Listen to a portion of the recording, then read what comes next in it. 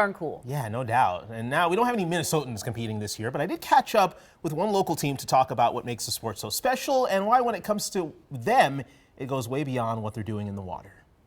When is water more than just water? For Signe Haraday and the Subversive Sirens, the answer is every time they hit the pool. When I'm in the water, it is the closest embodiment that I can find that feels like freedom. Water is life. It is what sustains us. It is what fuels us. It is what breathes us into existence. And for me, that's the water. Signe is one of the co-founders of the Sirens, the Minnesota-based artistic swim team dedicated to Black liberation, queer visibility, equity in aquatics, and radical body acceptance. And this is their canvas. The team has competed around the world, utilizing a special blend of art and activism.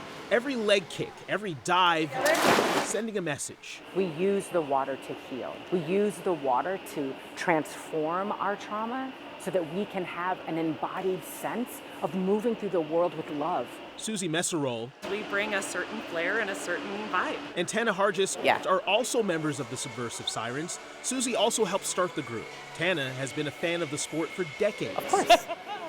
I've been watching artistic swimming since it first started at the Los Angeles Games in the 80s. It's a little bit different than us, definitely. And Paris holds a special place for the team. It's where they made their debut at the Gay Games in 2018, winning a gold medal. With artistic swimming featured at the Paris Olympics in 2024, they would love to see the sport embrace diversity.